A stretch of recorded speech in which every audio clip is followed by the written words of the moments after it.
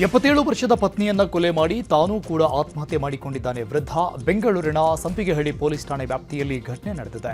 ಸುಮಿತ್ರಾ ಪ್ರಸಾದ್ ಕೊಲೆಯಾದ ವೃದ್ಧೆ 83 ವರ್ಷದ ಶಿವಾನಂದಂ ಪ್ರಸಾದ್ ಕೊಲೆ ಮಾಡಿರುವ ಗಂಡ. ಬಿಹಾರದಿಂದ ಮಗನ ಮನೆಗೆ ಬಂದಿದ್ದ ಈ ವೃದ್ಧ ದಂಪತಿ ಖಾಯಿಲೆ ವಿಚಾರಕ್ಕೆ ಜಗಳ ಮಾಡಿಕೊಂಡಿದ್ರು. ರೂಮ್ನಲ್ಲಿ ಪತ್ನಿಯನ್ನ ಕೊಂದು ವೃದ್ಧ ಶಿವಾನಂದಂ ಆತ್ಮಹತ್ಯೆ ಮಾಡಿಕೊಂಡಿದ್ದಾನೆ. ಘಟನೆ ಸ್ಥಳಕ್ಕೆ ಸಂಪಿಗೆಹಳ್ಳಿ ಪೊಲೀಸರು ಭೇಟಿ ಕೊಟ್ಟು ಪರಿಶೀಲನೆ ಮಾಡಿದ್ದಾರೆ. ಎಣ್ಣೆ ಮತ್ತಲ್ಲಿ ಮಗನ ಜೊತೆ ಸೇರಿ ತಾಯಿಯನ್ನ ಮಗಳೇ ಕೊಲೆ ಮಾಡಿದ್ದಾಳೆ. ಬೆಂಗಳೂರಿನ ಕೆಂಗೇರಿ ಪೊಲೀಸ್ ಠಾಣೆ ವ್ಯಾಪ್ತಿಯ ಸುಭಾಷ್ ನಗರದಲ್ಲಿ ಈ ಘಟನೆ ನಡೆದಿದೆ.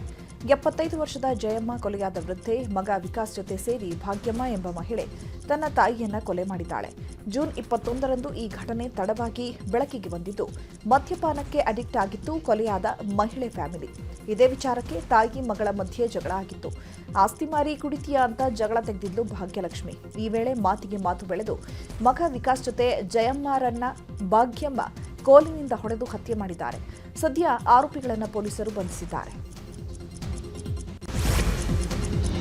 ಪಿಜಿ ಮುಂದೆ ಕುಡಿಬೇಡ ಅಂದಿದ್ದಕ್ಕೆ ಪಿಜಿ ಮಾಲೀಕನನ್ನ ಹತ್ಯೆ ಮಾಡಲಾಗಿದೆ. ಬೆಂಗಳೂರಿನ ರಾಮಮೂರ್ತಿ ನಗರ ಠಾಣೆ ವ್ಯಾಪ್ತಿಯಲ್ಲಿ ಘಟನೆ ನಡೆದಿದೆ. ಪಿಜಿ ಮಾಲೀಕ ಮಾಧವ್ ಮೆಟ್ಲಿ ಅವರನ್ನ ಬ್ಯಾಟ್ನಿಂದ ಹೊಡೆದು ಇಬ್ಬರು ಕೊಲೆ ಮಾಡಿದ್ದಾರೆ.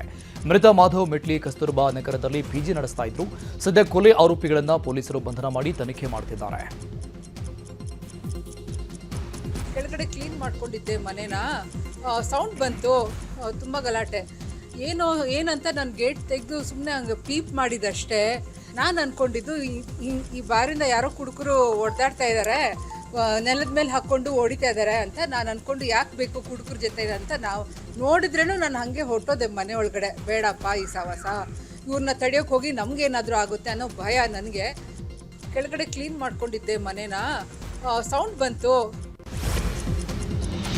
ಮಾಜಿ ಬಿಗ್ ಬಾಸ್ ಸ್ಪರ್ಧಿಗಳ ಕಿಶನ್ ಹಾಗೂ ನಿವೇದಿತಾ ಗೌಡ ವಿರುದ್ಧ ನವಿಲುಗರಿ ಬಳಸಿ ರೀಲ್ಸ್ ಮಾಡಿದ ಆರೋಪ ಕೇಳಿಬಂದಿದೆ. ಸಾಮಾಜಿಕ ಕಾರ್ಯಕರ್ತ ದಿನೇಶ್ ಕಲ್ಲಹಳ್ಳಿ ಇಮೇಲ್ ಮೂಲಕ ಅರಣ್ಯ ಇಲಾಖೆಗೆ ದೂರು ನೀಡಿದ್ದಾರೆ. ನೈಜ ನವಿಲುಗರಿ ಧರಿಸಿ ರೀಲ್ಸ್ ಮಾಡಿದ ಅನುಮಾನ ಇದೆ. ಈ ಕುರಿತು ತನಿಖೆ ಆಗಬೇಕು. ನೈಜ ಗರಿಯಾಗಿದ್ರೆ ಮೂಲದ ಬಗ್ಗೆ ತನಿಖೆ ಆಗಲಿ ಅಂತ ದಿನೇಶ್ ಕಲ್ಲಹಳ್ಳಿ ಒತ್ತಾಯಿಸಿದ್ದಾರೆ. ರೇಣುಕಾ ಸುಮೈ ಕೊಲೆ ಕೇಸ್ನಲ್ಲಿ ನಟ ದರ್ಶನ್ ಪರ ವಕಾಲತ್ನಿಂದ ವಕೀಲ ಸುನೀಲ್ ನಿವೃತ್ತಿ ಬಯಸಿದ್ದಾರೆ. ದರ್ಶನ್ ಪರ ವಕಾಲತ್ತು ವಹಿಸಲ್ಲ ಅಂತ 59ನೇ ಸಿಸಿಎಚ್ ಕೋರ್ಟ್ಗೆ ಮೆಮೊ ಸಲ್ಲಿಕೆ ಮಾಡಿದ್ದಾರೆ. ಹಾಗಾಗಿ ಇನ್ಮುಂದೆ ಪ್ರಕರಣ ವಕೀಲ ಅಸ್ಮದ್ ಪಾಷಾ ಮುನ್ನಡೆಸ್ತಾ ಇದ್ದಾರೆ. ಸದ್ಯ ಕೋರ್ಟ್ನಲ್ಲಿ ಟ್ರಯಲ್ ನಡೀತಾ ಇದ್ದು ಸಾಕ್ಷಿಗಳ ವಿಚಾರಣೆ ಹಾಗೂ ಸರ್ಕಾರಿ ಸಿಬ್ಬಂದಿಯ ವಿಚಾರಣೆ ನಡೀತಾ ಇದೆ. ಗೃಹಲಕ್ಷ್ಮಿ ಯೋಜನೆಯಲ್ಲಿ ಭಾರೀ ಲೋಪ ಆಗಿರುವುದು ಕಂಡುಬಂದಿದೆ. ಒಂದೇ ಖಾತೆಗೆ ಸಾವಿರಾರು ಫಲಾನುಭವಿಗಳ ಹೆಸರು ಸೇರಿಸಿ ಹಣ ಜಮೆ ಮಾಡಿರೋದು ಸಿಎಜಿ ವರದಿಯಲ್ಲಿ ಉಲ್ಲೇಖಿಸಲಾಗಿದೆ. 19,020 ಫಲಾನುಭವಿಗಳಿಗೆ ಒಂದೇ ಬ್ಯಾಂಕ್ ಖಾತೆ ಮೂಲಕ 75,000 ಕೋಟಿ ವಿತರಣೆ ಮಾಡಲಾಗಿದೆ. 8,995 ಖಾತೆಗಳಿಗೆ 1.80 ಕೋಟಿ ಪದೇ ಪದೇ ಜಮೆಯಾಗಿದೆ. 10,36,308 ಫಲಾನುಭವಿಗಳ ಬ್ಯಾಂಕ್ ಖಾತೆ ಬದಲಾವಣೆಯಾಗಿದೆ. ಬ್ಯಾಂಕ್ ಖಾತೆ ಇಲ್ಲದ 23,262 ಫಲಾನುಭವಿಗಳಿಗೂ 46.52 ಕೋಟಿ ಹಣ ಜಮೆಯಾಗಿದೆ. ಇದೆಲ್ಲ ಸಿಎಜಿ ವರದಿಯಲ್ಲಿ ಉಲ್ಲೇಖಿಸಲಾಗಿದೆ. ಇದೇ ವರದಿ ಆಧರಿಸಿ ಈಗ ಅನರ್ಹರ ಪತ್ತೆಗೆ ಸರ್ಕಾರ ಮುಂದಾಗಿದೆ. ಪರಿಷತ್ ಚುನಾವಣೆ ಅಡ್ಡ ಮತದಾನ ವಿಚಾರವಾಗಿ ದೆಹಲಿಯಲ್ಲಿ ಬಿಜೆಪಿ ಅಧ್ಯಕ್ಷ ನಿತಿನ್ ನಬೀನ್ ಅವರನ್ನ ರಾಜ್ಯ ಬಿಜೆಪಿ ನಾಯಕರು ಭೇಟಿ ಮಾಡಿದರು. ವಿಪಕ್ಷ ನಾಯಕ ಅಶೋಕ್, ರಾಜ್ಯಾಧ್ಯಕ್ಷ B Y Vijayendra, MLC Ravikumar BJP ರಾಷ್ಟ್ರೀಯ ಅಧ್ಯಕ್ಷ ನಿತಿನ್ ನಬೀನ್ ಅವರನ್ನ ಭೇಟಿಯಾಗಿ ಅಡ್ಡ ಮತದಾನದ ಬಗ್ಗೆ ಸಂಪೂರ್ಣ ಮಾಹಿತಿ ಕೊಟ್ಟಿದ್ದಾರೆ. ಸಭೆ ಬಳಿಕ ಮಾತಾಡಿದ ರಾಜ್ಯಾಧ್ಯಕ್ಷ ವಿಜೇಂದ್ರ, ಅಡ್ಡ ಮತದಾನ ಪ್ರಕರಣವನ್ನು ಹೈಕಮಾಂಡ್ ಗಂಭೀರವಾಗಿ ಪರಿಗಣಿಸದೆ ಯಾರು ಅನ್ಯಾಯ ಮಾಡಿದ್ದಾರೆ, ದ್ರೋಹ ಮಾಡಿದ್ದಾರೆ ಅವರ ವಿರುದ್ಧ ಕಠಿಣವಾದ ನಿರ್ಧಾರ ಮಾಡಬೇಕಾಗುತ್ತೆ. ನಮ್ಮ ಮಾಹಿತಿ ಹೈಕಮಾಂಡ್ಗೆ ನೀಡಿದ್ದೇವೆ. ಇನ್ನು ಏನಾದರೂ ಇದ್ರೆ ಕೊಡಿ ಅಂತ ಹೇಳಿದ್ದಾರೆ. ಸಂಘಟನೆ ಮಾಡುವುದು, ಪಕ್ಷ ಬಲಗೊಳಿಸುವ ಬಗ್ಗೆ ಹೇಳಿದ್ದಾರೆ ಅಂತ ತಿಳಿಸಿದ್ದಾರೆ. ಇನ್ನು ಪರಿಷತ್ ಚುನಾವಣೆಯಲ್ಲಿ ಅಡ್ಡ ಮತದಾನ ಮಾಡಿದ ಶಾಸಕರ ಪತ್ತೆಗೆ ಆಣೆ ಪ್ರಮಾಣದ ನಿರ್ಧಾರವನ್ನ ಬಿಜೆಪಿ ಕೈಬಿಟ್ಟಿದೆ. ಈ ಬೆನ್ನಲ್ಲೇ ಧರ್ಮಸ್ಥಳದಲ್ಲಿ ಶಾಸಕಾಂಗ ಸಭೆ ನಡೆಸದಿರಲು ಬಿಜೆಪಿ ನಿರ್ಧಾರ ಮಾಡಿದೆ. ಹಿರಿಯ ನಾಯಕರಿಂದ ವಿರೋಧ ವ್ಯಕ್ತವಾದ ಹಿನ್ನೆಲೆ ದೆಹಲಿಯಲ್ಲಿ ವಿಪಕ್ಷ ನಾಯಕ ಅಶೋಕ್ ಹಾಗೂ ಬಿವೈ ವಿಜೇಂದ್ರ ಇಬ್ಬರೂ ಚರ್ಚಿಸಿ ಶಾಸಕಾಂಗ ಪಕ್ಷದ ಸಭೆಯನ್ನ ರದ್ದು ಮಾಡಿದ್ದಾರೆ. ಈ ಕುರಿತು ಪ್ರತಿಪಕ್ಷ ನಾಯಕ ಅಶೋಕ್ ಮಾಹಿತಿಯನ್ನು ಕೊಟ್ಟಿದ್ದಾರೆ. ಪರಿಷತ್ ಚುನಾವಣೆಯಲ್ಲಿ ಅಡ್ಡ ಮತದಾನ ವಿಚಾರವನ್ನು ಜೆಡಿಎಸ್ ವರಿಷ್ಠ ಎಚ್ಡಿಕೆ ಗಂಭೀರವಾಗಿ ಪರಿಗಣಿಸಿದ್ದಾರೆ. ನಾಳೆ ಬಿಜೆಪಿ ರಾಷ್ಟ್ರೀಯ ಅಧ್ಯಕ್ಷ ನಿತಿನ್ ನಬೀನ್ ಭೇಟಿಗೆ ಎಚ್ಡಿಕೆ ನಿರ್ಧಾರ ಮಾಡಿದ್ದಾರೆ.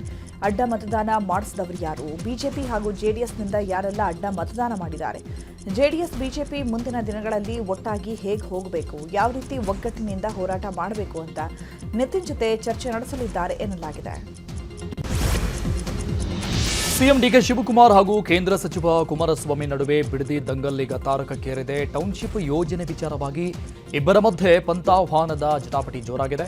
ಟೌನ್ಶಿಪ್ ವಿಚಾರವಾಗಿ ಚರ್ಚೆಗೆ ಜೂನ್ 26ರಂದು ನನ್ನ ಕಚೇರಿಗೆ ಬನ್ನಿ ಅಂತ ಸಿಎಂ ಡಿಕೆಶಿ ಕುಮಾರಸ್ವಾಮಿಗೆ ಆಹ್ವಾನ ಮಾಡಿದ್ರು. ವಿಧಾನಸೌಧದಲ್ಲಿ ಚರ್ಚೆ ಬೇಡ, ಜೂನ್ 27ರಂದು ಬೈರಮಂಗಲ ಗ್ರಾಮಕ್ಕೆ ಬನ್ನಿ, ರೈತರ ಸಮ್ಮುಖದಲ್ಲಿ ಬಹಿರಂಗವಾಗಿ ಚರ್ಚೆ ಮಾಡೋಣ ಅಂತ ಎಚ್ಚರಿಕೆ ಕೂಡ ಪ್ರತಿಯಾಗಿ ಸಿಎಂಗೆ ಆಹ್ವಾನ ಕೊಟ್ಟಿದ್ದಾರೆ. ಈ ವಿಚಾರವಾಗಿ ಸಿಎಂ ಡಿಕೆಶಿ ಪ್ರತಿಕ್ರಿಯಿಸಿದ್ದು, ಈಗ ಅದರ ಬಗ್ಗೆ ಮಾತನಾಡೋದು ಬೇಡ, ನಾನು ನಿಮಗೆ ತಿಳಿಸ್ತೇನೆ ಅಂತ ಹೇಳಿದ್ದಾರೆ. ಇನ್ನು ಡಿಕೆಶಿ ಆಹ್ವಾನಕ್ಕೆ ತಿರುಗೇಟು ಕೊಟ್ಟಿರುವ ಎಚ್ಡಿಕೆ, ಇದು ಯಾವುದೇ ರೀತಿಯ ಸವಾಲು ಪ್ರತಿ ಸವಾಲಲ್ಲ, ಪಂಥಾಹ್ವಾನ ಅಲ್ಲವೇ ಅಲ್ಲ. ರೈತರಿಗೆ ಆಗಿರುವ ಸಮಸ್ಯೆ ಬಗ್ಗೆ ರೈತರ ಜೊತೆ ಮಾತಾಡಬೇಕು, ರೈತರ ಮುಂದೆ ಕುಳಿತು ಮಾತಾಡಬೇಕು. ವಿಧಾನಸೌಧದಲ್ಲಿ ಕುಳಿತು ಮಾತಾಡುವಂಥದ್ದೇನೂ ಇಲ್ಲ. ಅವರು ಒಂದು ಪದ ಬಳಸಿದ್ದಾರೆ, 5 ಜನರ ತಂಡದೊಂದಿಗೆ ಬನ್ನಿ ಅಂತ. ತಂಡ ಕಟ್ಟಿಕೊಂಡಿರುವುದು ಅವರು, ನಾನಲ್ಲ, ನಮ್ಮದು ಒಂದೇ ತಂಡ, ಅದು ರೈತರ ತಂಡ. ವಿಧಾನಸೌಧಕ್ಕೆ ಅವರು ಕರೆದಿರುವುದು ಸುಮ್ಮನೆ ನೆಪ ಮಾತ್ರಕ್ಕೆ ಕರೆದ ಹಾಗಿದೆ. 26ರಂದು ನನಗೆ ನಿಗದಿತ ಕಾರ್ಯಕ್ರಮ ಇದೆ, ಹೀಗಾಗಿ 26ಕ್ಕೆ ಬದಲು 27ಕ್ಕೆ ನಾನು ರೆಡಿ ಅಂತ ಎಚ್ಚರಿಕೆ ಹೇಳಿದ.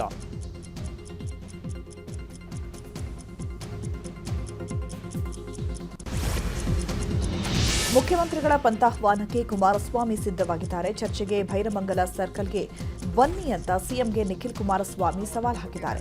ಹಾರೋಹಳ್ಳಿಯಲ್ಲಿ ಮಾತನಾಡಿದ ನಿಖಿಲ್ ಕುಮಾರಸ್ವಾಮಿ, ವಿಧಾನಸೌಧದ ಎಸಿ ಕೊಠಡಿಯಲ್ಲಿ ಕಾಫಿ ಕುಡಿಯುತ್ತಾ ರೈತರ ಭೂಮಿ ಬಗ್ಗೆ ತೀರ್ಮಾನ ಬೇಡ, ರೈತರೇ ಅಂತಿಮ ತೀರ್ಪುಗಾರರು, ಈ ವಿವಾದಕ್ಕೆ ಇತ್ಯರ್ಥ ಆಡಲೇಬೇಕು, ಇದೊಂದೇ ಮಾರ್ಗ ಇರೋದು. ಮುಖ್ಯಮಂತ್ರಿಗಳೇ ಸ್ಥಳಕ್ಕೆ ಬಂದು ರೈತರೊಂದಿಗೆ ನೇರವಾಗಿ ಚರ್ಚೆ ಮಾಡಬೇಕು ಅಂತ ನಿಖಿಲ್ ಒತ್ತಾಯಿಸಿದ್ದಾರೆ. ರಾಜ್ಯ ಸರ್ಕಾರ ರೈತರ ಒಗ್ಗಟ್ಟನ್ನು ಒಡೆಯಲು ವ್ಯವಸ್ಥಿತವಾಗಿ ಸಂಚು ರೂಪಿಸಿದೆ ಅಂತಲೂ ಆರೋಪಿಸಿದ್ದಾರೆ. ಸರ್ಕಲ್ಗೆ ಮಾನ್ಯ ಮುಖ್ಯಮಂತ್ರಿಗಳಿಗೆ 27ನೇ ತಾರೀಕು ಕೇಂದ್ರದ ಸಚಿವರು ಸನ್ಮಾನ್ಯ ಕುಮಾರಣ್ಣವರು ಆಹ್ವಾನ ಕೊಟ್ಟಿದ್ದಾರೆ. ಒಳಗಡೆ 4 ಗೋಡೆ ಮಧ್ಯೆ ಕೂತ್ಕೊಂಡು ಮಾತಾಡೋದಕ್ಕಿಂತ ಇದು ಇತ್ಯರ್ಥ ಆಗಬೇಕು ಅಂದರೆ ರೈತರ ಸಂಕಷ್ಟ ಯಾರೂ ಬಂದು ಕೇಳಿಲ್ಲ. ರೈತರು ಒಪ್ಪಿಗೆ ಇಲ್ಲಿವರೆಗೂ ಯಾರು ಪಡಿತಕ್ಕಂಥ ಪ್ರಯತ್ನ ಮಾಡಿಲ್ಲ ಈ ಸರ್ಕಾರದಲ್ಲಿ. ಅಲ್ಲಿ ಒಂದು ಜರ್ಮನ್ ಟೆಂಟ್ ಹಾಕೋಣ, ಬ್ಯಾರಿಕೇಡ್ ಮಾಡೋಣ, ಯಾರ್ಯಾರು ಪಾಣಿದಾರರಿದ್ದಾರೆ, ಯಾರ್ಯಾರು ಆಧಾರ್ ಕಾರ್ಡ್ ಇಟ್ಕೊಂಡಿದ್ದಾರೆ, ಯಾರ್ಯಾರು ಭೂಮಾಲೀಕರಿದ್ದಾರೆ, ರೈತರು ಪರ ವಿರೋಧ ಇರ್ತಕ್ಕಂಥ ಎಲ್ಲ ರೈತರು ಬಂದು ಕೂತು ಬಹಿರಂಗವಾಗಿ ಚರ್ಚೆ ಮಾಡೋಣ. ಏನಾದರೂ ಈ ಪ್ರಾಜೆಕ್ಟು ಪರವಾಗಿ ಹೆಚ್ಚಿನ ಸಂಖ್ಯೆ ರೈತರು ಸಹಮತ ವ್ಯಕ್ತಪಡಿಸಿದ್ರೆ ಧಾರಾಳವಾಗಿ ಪ್ರಾಜೆಕ್ಟ್ ಮಾಡಿ, ಇಲ್ಲ ರೈತರು ವಿರೋಧ ವ್ಯಕ್ತಪಡಿಸ್ತಾ ಇದ್ದಾರೆ ಅಂತಕ್ಕಂಥದ್ದಾದ್ರೆ ಅದಕ್ಕೆ ಮಾನ್ಯ ಮುಖ್ಯಮಂತ್ರಿಗಳು ಉತ್ತರ ಕೊಡಲಿ. ಇದಕ್ಕೆ ನಾವು ಸಿದ್ಧ. ಬಿಡದಿ ವಿಚಾರವಾಗಿ ಸಿಎಂ ಡಿಕೆ ಎಚ್ಡಿಕೆ ನಡುವೆ ಪಂಥಾಹ್ವಾನ ವಿಚಾರದ ಬಗ್ಗೆ ಡಿಸಿಎಂ ಡಾಕ್ಟರ್ ಜಿ ಪರಮೇಶ್ವರ್ ಮಾತನಾಡಿದ್ರು. ಸಾಧಕ ಬಾಧಕ ಚರ್ಚಿಸಲು ಕುಮಾರಸ್ವಾಮಿ ಅವರನ್ನ ಕರೆದಿದ್ದಾರೆ, ಆದರೆ ಅದಕ್ಕೆ ಪ್ರತಿಯಾಗಿ ಮರುಪತ್ರ ಬರೆದಿದ್ದಾರೆ. 27ನೇ ತಾರೀಕು ಬಿಡದಿಗೆ ಬನ್ನಿ ಎಂದಿದ್ದಾರೆ, ಚರ್ಚೆ ಮಾಡೋಕೆ ಕರೆದಿದ್ದಾರೆ. ಸಿಎಂ ಏನು ಮಾಡ್ತಾರೆ ನೋಡೋಣ. ರಾಜಕೀಯ ಮಾಡೋದಕ್ಕೆ ಕುಮಾರಸ್ವಾಮಿ ಹೊರಟಿದ್ದಾರೆ. ಸಲಹೆ ಇಲ್ಲದೆ ಹೋರಾಟ ಮಾಡಿದ್ರೆ ಹೇಗೆ ಅಂತ ಎಚ್ಡಿಕೆಗೆ ಪರಮೇಶ್ವರ್ ಪ್ರಶ್ನೆ ಮಾಡಿದ್ದಾರೆ. ಇನ್ನು ಬಿಡದಿ ವಿಚಾರದಲ್ಲಿ ಎಚ್.ಕೆ. ಪಾಟೀಲ್ ಅವರ ಸತ್ಯ ಶೋಧನಾ ಸಮಿತಿ ವಿಚಾರವನ್ನ ಕುಮಾರಸ್ವಾಮಿ ಪ್ರಸ್ತಾಪ ಮಾಡಿದ್ರು. ಈ ಬಗ್ಗೆ ಎಚ್.ಕೆ. ಪಾಟೀಲ್ ಮಾತಾಡಿದ್ದು, ನಾನು ನನ್ನ ಮೆಮೊರಿಯನ್ನ ರಿಫ್ರೆಶ್ ಮಾಡಿಕೊಳ್ತೇನೆ. ಅವರು ಯಾವ ಸತ್ಯ ಶೋಧನಾ ಸಮಿತಿ ವರದಿ ಬಗ್ಗೆ ಹೇಳಿದ್ದಾರೋ ಗೊತ್ತಿಲ್ಲ. ನಾನು PAC ಅಧ್ಯಕ್ಷನಾಗಿದ್ದಾಗ ನಾನು ಎಲ್ಲರನ್ನ ಕರೆದುಕೊಂಡು ಹೋಗಿದ್ದೆ. ನಾನು ವರದಿಯನ್ನ ಮತ್ತೊಮ್ಮೆ ನೋಡಿ ನನ್ನ ಅಭಿಪ್ರಾಯವನ್ನ ತಿಳಿಸ್ತೀನಿ ಅಂತ ಹೇಳಿದ್ದಾರೆ. ಇನ್ನು ಪಂಥಾಹ್ವಾನ ವಿಚಾರವಾಗಿ ದೆಹಲಿಯಲ್ಲಿ ವಿಪಕ್ಷ ನಾಯಕ ಅಶೋಕ್ ಮಾತನಾಡಿದ್ದು, ಡಿಕೆ ಶಿವಕುಮಾರ್ ಹಾಗೂ ಕುಮಾರಸ್ವಾಮಿ ನಡುವೆ ಪಂಥಾಹ್ವಾನ ಇದು ಮೊದಲೇನಲ್ಲ. ಡಿಕೆ ಎಚ್ಡಿಕೆ ಮಧ್ಯೆ 100 ಆಹ್ವಾನಗಳಾಗಿವೆ. ಡಿಕೆಶಿ ಬರಲ್ಲ, ಎಚ್ಡಿಕೆ ಬಿಡೋದಿಲ್ಲ. ಸಿನಿಮಾ ಮಾಡಿದ್ರೆ 100 ದಿನ ಓಡ್ತಾ ಇತ್ತು. ಚರ್ಚೆ ಆದ್ರೆ ಅದು ಬಿಡದಿಯಲ್ಲೇ ಆಗಬೇಕು. ಡಿಕೆಶಿ ಕಚೇರಿಗೆ ಕುಮಾರಸ್ವಾಮಿ ಯಾಕೆ ಹೋಗಬೇಕು? ಬಿಡದಿ ರೈತರು ನಾಯಕರ ಮಧ್ಯೆ ಸಾರ್ವಜನಿಕ ಚರ್ಚೆ ಆಗಲಿ ಅಂತ ವಿಪಕ್ಷ ನಾಯಕ ಆರ್ ಅಶೋಕ್ ಹೇಳಿದ್ದಾರೆ. ಬಿಡದಿ ಟೌನ್ಶಿಪ್ ವಿಚಾರವಾಗಿ ದೆಹಲಿಯಲ್ಲಿ ಬಿಜೆಪಿ ರಾಜ್ಯಾಧ್ಯಕ್ಷ ವಿಜೇಂದ್ರ ಪ್ರತಿಕ್ರಿಯೆ ಕೊಟ್ಟಿದ್ದಾರೆ. ಫಲವತ್ತಾದ ಭೂಮಿ ಕಸಿದುಕೊಳ್ಳಲು ಸರ್ಕಾರ ಹೊರಟಿದೆ. ಮುಖ್ಯಮಂತ್ರಿಗಳೇ ಮುತುವರ್ಜಿ ವಹಿಸಿ ರಿಯಲ್ ಎಸ್ಟೇಟ್ ದಂಧೆ ಮಾಡಲು ಹೊರಟಿದ್ದಾರೆ. ರೈತರ ವಿಚಾರವನ್ನ ಬಿಜೆಪಿ ಗಂಭೀರವಾಗಿ ಪರಿಗಣಿಸಿದೆ. 2 ದಿನದಲ್ಲಿ ಹೋರಾಟದ ರೂಪರೇಷೆ ಸಿದ್ಧಗೊಳಿಸ್ತೀವಿ. ರೈತರ ಹಿತಾಸಕ್ತಿ ಕಾಪಾಡಲು ಬಿಜೆಪಿ ಬದ್ಧ ಅಂತ ಹೇಳಿದ್ದಾರೆ. ಸಚಿವ ಸಂಪುಟದಲ್ಲಿ ಬೆಳಗಾವಿಗೆ ಇನ್ನೂ ಸ್ಥಾನ ಕೊಡಬೇಕು ಅಂತ ಸಚಿವ ಸತೀಶ್ ಜಾರಕಿಹೊಳಿ ಹೇಳಿದ್ದಾರೆ. ಬೆಳಗಾವಿಯಲ್ಲಿ ಮಾತನಾಡಿದ ಅವರು, ಸಚಿವ ಸಂಪುಟ ವಿಸ್ತರಣೆಗೆ ಇನ್ನೂ ದಿನಾಂಕ ನಿಗದಿಯಾಗಿಲ್ಲ. ಎಲ್ಲರೂ ಕೇಳ್ತಾರೆ, ಆದರೆ ಎಲ್ಲರಿಗೂ ಸಚಿವರನ್ನ ಮಾಡೋಕ್ಕಾಗೋದಿಲ್ಲ. ಜಾತಿವಾರು, ಪ್ರಾಂತವಾರು ಕೊಡಬೇಕು. ಬೆಳಗಾವಿಗೆ ಇನ್ನೂ ಸ್ಥಾನ ಕೊಡಲೇಬೇಕು. ಯಾರಿಗೆ ಕೊಡಬೇಕು ಅನ್ನೋದು ಹೈಕಮಾಂಡ್ ತೀರ್ಮಾನ ಮಾಡುತ್ತೆ ಅಂತ ಹೇಳಿದ್ದಾರೆ ಸತೀಶ್ ಜಾರಕಿಹೊಳಿ. ಅದು ಎಲ್ಲರೂ ಕೇಳಲ್ಲ, ಅವ್ರಿಗೆ ಸುಮಾರು ಜನ ಕೇಳ್ತಾರೆ, ಎಲ್ಲರಿಗೂ ಮಾಡ್ಲಿಕ್ಕೆ ಆಗಲ್ಲ. ಇರೋರು 20 ಮಂದಿ ಆಗವ್ರು ಅಷ್ಟೇ ರೀ. ಡಿಮಾಂಡ್ ಇರೋದು 40 ಜನ 60 ಜನ ಇದ್ದಾರೆ, ಯಾರು ಕೊಡೋರು? ಈಗ ನಿಮ್ಮ ಇದ್ರ ಪ್ರಕಾರ ಬೆಳಗಾವಿ ಜಿಲ್ಲೆಗೆ ಎಷ್ಟು ಬರ್ಬೋದು ಸರ್? ಹೇಳಲಿಕ್ಕಾಗಲ್ಲ, ನಾವು ನೋಡಬೇಕಲ್ಲ ಅವಾಗ ಹೆಂಗೆ ಡಿಮಾಂಡು, ಯಾವ ಜಾತಿವಾರ, ಪ್ರಾಂತವಾರ ಇವೆಲ್ಲ ಕೊಡಬೇಕಲ್ಲ ಲೆಕ್ಕಾಚಾರ. ಅಂದ್ರೆ ಇಲ್ಲಿ ಬೆಳಗಾವಿ ಕಡೆ ಬರ್ತದೆ ಇನ್ನೊಂದು ಸ್ಥಾನ.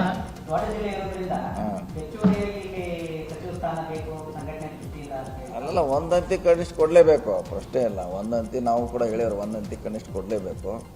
ಹೆಚ್ಚಿಗೆ ಕೊಡೋದು ಬಿಡೋದ ಆವಾಗಿನ ಸಂದರ್ಭ ಸರ್ಕಂಫರೆನ್ಸ್ ಮ್ಯಾಗ ಕೊಡ್ತಾರೆ ಅಷ್ಟೇ. ಇಲ್ಲ ಅದು ಅವ್ರು ನೋಡ್ತಾರೆ, ಹೈಕಮಾಂಡ್ ಯಾರಿಗೆ ಕೊಡಬೇಕು ಯೋಗ್ಯ. ಮಾಜಿ ಸಚಿವ ಎಚ್.ಕೆ. ಪಾಟೀಲ್ ಭೇಟಿ ಬಗ್ಗೆ ಡಿಸಿಎಂ ಪರಮೇಶ್ವರ್ ಮಾಹಿತಿ ಕೊಟ್ಟಿದ್ದಾರೆ. ನನಗೆ ಆರಾಮಿರಲಿಲ್ಲ, ನನ್ನನ್ನು ನೋಡೋದಕ್ಕೆ ಬಂದಿದ್ರು. ಸಂಘಟನೆ ಸರ್ಕಾರ ಉತ್ತಮವಾಗಿ ನಡೆಸುವುದರ ಬಗ್ಗೆ ಚರ್ಚೆ ಆಗಿದೆ ಅಷ್ಟೇ. ನಾವು ಯಾವತ್ತೂ ಅಸಮಾನ ಮನಸ್ಕರಾಗಿ ಇಲ್ವೇ ಇಲ್ಲ. ಅವರು ಯಾವತ್ತೂ ಮಂತ್ರಿ ಮಂಡಲದಲ್ಲಿ ಮಂತ್ರಿ ಮಾಡಿ ಅಂತ ಕೇಳಿದವರಲ್ಲ. ಅವರಿಗೆ ರಾಜಕೀಯ ಜ್ಞಾನ ಹೆಚ್ಚಿದೆ ಅಂತ ಹೇಳಿದ್ದಾರೆ. ಹುಬ್ಬಳ್ಳಿ ರೈಲ್ವೆ ಪೊಲೀಸರು ಕಾರ್ಯಾಚರಣೆ ನಡೆಸಿದ್ದು ರೈಲಿನಲ್ಲಿ ಸಾಗಿಸ್ತಾ ಇದ್ದ 18 ಕೆಜಿ ಗಾಂಜಾವನ್ನು ಸೀಸ್ ಮಾಡಿದ್ದಾರೆ. ಶಾಲಿಮಾರ ಹೌರಾ ವಾಸ್ಕೋ ಅಮರಾವತಿ ಎಕ್ಸ್ಪ್ರೆಸ್ ರೈಲಿನಲ್ಲಿ 9.38 ಲಕ್ಷ ರೂಪಾಯಿ ಮೌಲ್ಯದ 18 ಕೆಜಿ ಗಾಂಜಾ ಪತ್ತೆಯಾಗಿದೆ.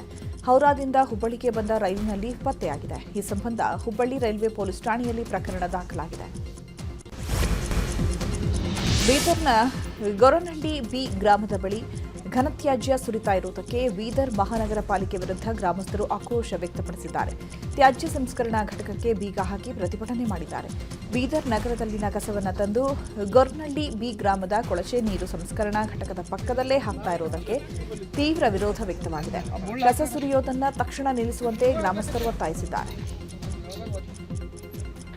ಬೆಳಗಾವಿ ಜಿಲ್ಲೆಯ ಹುಕ್ಕೇರಿ ತಾಲೂಕಿನ ಸಾರಾಪುರ ಗ್ರಾಮದಲ್ಲಿನ ಬಾರ್ ಬಂದ್ ಮಾಡುವಂತೆ ಒತ್ತಾಯಿಸಿ ಗ್ರಾಮಸ್ಥರು ಪ್ರತಿಭಟನೆ ಮಾಡಿದ್ದಾರೆ. ಚಿಕ್ಕೋಡಿ ಪಟ್ಟಣದ ಅಬಕಾರಿ ಎಸ್ಪಿ ಕಚೇರಿ ಎದುರು ಪ್ರತಿಭಟನೆ ಮಾಡಿದ್ದಾರೆ. ಎಣ್ಣೆ ಚಟಕ್ಕೆ ಬಿದ್ದು ಗ್ರಾಮದಲ್ಲಿ ಕುಟುಂಬಗಳು ಬೀದಿಗೆ ಬರ್ತಾ ಇವೆ. ಕುಡುಕರ ಕಾಟ ಮಿತಿಮೀರಿ ಗ್ರಾಮದಲ್ಲಿ ಅಶಾಂತಿ ಉಂಟಾಗಿದೆ. ಕೂಡಲೇ ಬಾರ್ ಬಂದ್ ಮಾಡುವಂತೆ ಸಾರಾಪುರ ಗ್ರಾಮಸ್ಥರು ಪ್ರತಿಭಟನೆ ಮಾಡಿದ್ದಾರೆ. ಬೆಂಗಳೂರಿನ ಕೆಸಿ ಜನರಲ್ ಆಸ್ಪತ್ರೆಯಲ್ಲಿ ಮೆಡಿಸಿನ್ ಸಿಗದೆ ರೋಗಿಗಳು ಪರದಾಡ್ತಿದ್ದಾರೆ. ಮೆಡಿಸಿನ್ ಸ್ಟಾಕ್ ಇಲ್ಲ ಅಂತ ಸಿಬ್ಬಂದಿ ಹೇಳ್ತಾ ಇದ್ದು, ಹೊರಗಡೆ ₹100 ಕೊಟ್ಟು ಬಡವರು ಔಷಧಿ ಖರೀದಿಸುವ ಪರಿಸ್ಥಿತಿ ಇದೆ. ಡಾಕ್ಟರ್ ಬರೆದುಕೊಡುವ ಔಷಧಗಳಲ್ಲಿ ಅದೆಷ್ಟೋ ಮಾತ್ರೆಗಳು, ಸಿರಪ್ಗಳು ಕೆಸಿ ಜನರಲ್ ಆಸ್ಪತ್ರೆಯಲ್ಲಿ ಸಿಗ್ತಾ ಇಲ್ಲ. ಮಕ್ಕಳ ವಿಟಮಿನ್ ಡಿ ಸಿರಪ್ ಸೇರಿದಂತೆ ಅನೇಕ ಔಷಧಗಳು ನಮ್ಮಲ್ಲಿಲ್ಲ. ಹೊರಗೆ ಹೋಗಿ ತಗೊಳ್ಳಿ ಅಂತ ಆಸ್ಪತ್ರೆ ಸಿಬ್ಬಂದಿ ಹೇಳ್ತಾ ಇದ್ದಾರಂತೆ.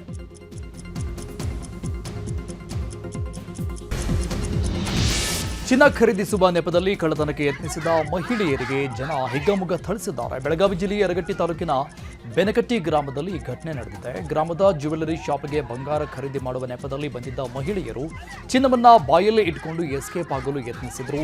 ಈ ವೇಳೆ ಸಿಕ್ಕಿಬಿದ್ದ 2 ಮಹಿಳೆಯರಿಗೆ ಗ್ರಾಮಸ್ಥರು ಕಂಬಕ್ಕೆ ಕಟ್ಟಿ ಥಳಿಸಿದ್ದಾರೆ.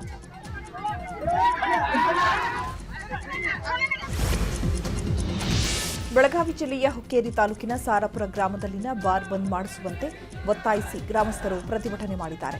ಚಿಕ್ಕೋಡಿ ಪಟ್ಟಣದ ಅಬಕಾರಿ ಎಸ್ಪಿ ಕಚೇರಿ ಎದುರು ಪ್ರತಿಭಟನೆ ಮಾಡಿದ್ದಾರೆ. ಜನರು ಎಣ್ಣೆ ಚಟಕ್ಕೆ ಬಿದ್ದು ಗ್ರಾಮದಲ್ಲಿ ಕುಟುಂಬಗಳು ಬೀದಿಗೆ ಬರ್ತಾ ಇವೆ. ಕುಡುಕರ ಕಾಟ ಮಿತಿಮೀರಿ ಗ್ರಾಮದಲ್ಲಿ ಅಶಾಂತಿ ಉಂಟಾಗಿದೆ. ಕೂಡಲೇ ಬಾರ್ ಬಂದ್ ಮಾಡುವಂತೆ ಸಾರಾಪುರ ಗ್ರಾಮಸ್ಥರು ಪ್ರತಿಭಟನೆ ಮಾಡಿದ್ದಾರೆ. ರೈತರ ಹೋರಾಟಕ್ಕೆ ಹೆದ್ದಾರಿ ಪ್ರಾಧಿಕಾರ ಮಣಿದಿದೆ. ಮಂಡ್ಯದ ಗಣಂಗೂರು ಟೋಲ್ನಲ್ಲಿ ರೈತರ ಓಡಾಟಕ್ಕೆ ಮುಕ್ತ ಅವಕಾಶ ಕೊಡಲಾಗಿದೆ. ಟೋಲ್ನ ಎರಡೂ ಬದಿಯಲ್ಲೂ ಸ್ಥಳೀಯ ರೈತರ ಕೃಷಿ ಉತ್ಪನ್ನಗಳ ಸಾಗಿಸುವ ವಾಹನಗಳಿಗೆ ಉಚಿತ ಸಂಚಾರಕ್ಕೆ ಮುಕ್ತ ಅವಕಾಶ ನೀಡಲು ಹೆದ್ದಾರಿ ಪ್ರಾಧಿಕಾರ ಒಪ್ಪಿಕೊಂಡಿದೆ. ಟೋಲ್ ಫ್ರೀಗೆ ಒತ್ತಾಯಿಸಿ ಗಣಂಗೂರು ಟೋಲ್ ಬಳಿ ಬೆಳಗ್ಗೆಯಿಂದ ರೈತರು ಪ್ರತಿಭಟನೆ ಮಾಡಿದರು. ದಾವಣಗೆರೆ ಜಿಲ್ಲೆಯ ನ್ಯಾಮತಿ ಎಸ್ಬಿಐ ಬ್ಯಾಂಕ್ ವಿರುದ್ಧ ಗ್ರಾಹಕರು ಪ್ರತಿಭಟನೆ ಮಾಡಿದ್ದಾರೆ. ತಾವು ಅಡವಿಟ್ಟ ಬಂಗಾರ ಮರಳಿ ಪಡೆಯಲು ಗ್ರಾಹಕರು ಹರಸಾಹಸ ಪಡೆದಿದ್ದು, ನಮ್ಮ ಬಂಗಾರ ನಮಗೆ ಕೊಡಿ ಅಂತ ಪ್ರತಿಭಟನೆ ಮಾಡುತ್ತಿದ್ದಾರೆ. ಬ್ಯಾಂಕ್ ಬಾಗಿಲು ಬಂದ್ ಮಾಡಿ ತಮ್ಮ ಬಂಗಾರಕ್ಕಾಗಿ ಆಕ್ರೋಶ ವ್ಯಕ್ತಪಡಿಸಿದ್ದಾರೆ.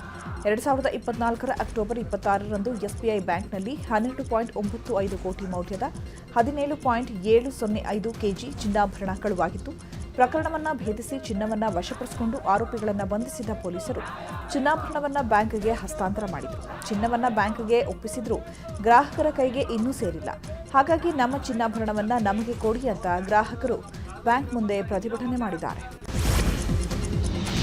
ಚಿಕ್ಕಬಳ್ಳಾಪುರ ಜಿಲ್ಲೆಯಲ್ಲಿ ಕೆಐಎಡಿಬಿ ನಿರ್ಮಾಣಕ್ಕೆ ಭಾರಿ ವಿರೋಧ ವ್ಯಕ್ತವಾಗಿದೆ. ಶಿಡ್ಲಘಟ್ಟ ತಾಲೂಕು ಜಂಗಮಕೋಟೆ ಬಳಿ ನಿರ್ಮಾಣ ಆಗ್ತಾ ಇರುವ ಕೆಐಎಡಿಬಿ ವಿರುದ್ಧ ರೈತ ಮಹಿಳೆಯರು ಪೊರಕೆ ಚಳವಳಿ ಮಾಡಿದ್ದಾರೆ.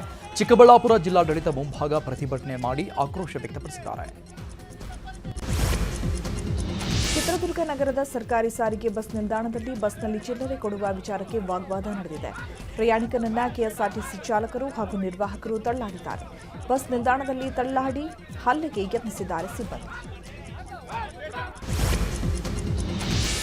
ಬೆಳಗಾವಿ ಜಿಲ್ಲೆಯಲ್ಲಿ ಹಣ ಪಾವತಿ ಮಾಡದ ಕಾರಣ ನೀರಾವರಿ ನಿಗಮದ ಕಚೇರಿಗಳ ವಿದ್ಯುತ್ ಸಂಪರ್ಕ ಕಟ್ ಮಾಡಲಾಗಿದೆ. ಹುಕ್ಕೇರಿ ತಾಲೂಕಿನ ಹಿಡಕಲ್ ಡ್ಯಾಂನಲ್ಲಿರುವ ಕಚೇರಿಗಳ ವಿದ್ಯುತ್ ಸಂಪರ್ಕವನ್ನು ಹುಕ್ಕೇರಿ ವಿದ್ಯುತ್ ಸಹಕಾರಿ ಸಂಘದಿಂದ ವಿದ್ಯುತ್ ಸಂಪರ್ಕ ಕಡಿತಗೊಳಿಸಲಾಗಿದೆ. ನೀರಾವರಿ ಇಲಾಖೆಯಿಂದ 1,92,00,000 ರೂಪಾಯಿ ಬಿಲ್ ಬಾಕಿ ಇದೆ.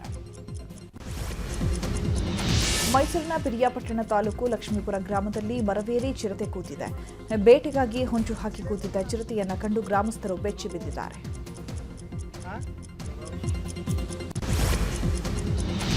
ಪಶ್ಚಿಮ ಬಂಗಾಳದ ಬಿಧಾನ್ ನಗರ ಪೊಲೀಸರು ವಿಶೇಷ ಕಾರ್ಯಾಚರಣೆ ನಡೆಸಿದ್ದಾರೆ. ಟಿಎಂಸಿ ನಾಯಕಿ ಟೀನಾ ಭೌಮಿಕ್ ಸಹ ಅವರ ನಿವಾಸದಲ್ಲಿ 3.5 ಕೆಜಿ ಚಿನ್ನಾಭರಣವನ್ನು ವಶಕ್ಕೆ ಪಡೆಯಲಾಗಿದೆ. ಇನ್ನು ಟೀನಾ ಭೌಮಿಕ್ಗೆ ಜೈಲಲ್ಲಿರುವ ಸಬ್ಯಾಸಾಚಿ ದತ್ತ ಅವರೊಂದಿಗೆ ಸಂಪರ್ಕ ಇದೆ ಎನ್ನಲಾಗಿದೆ.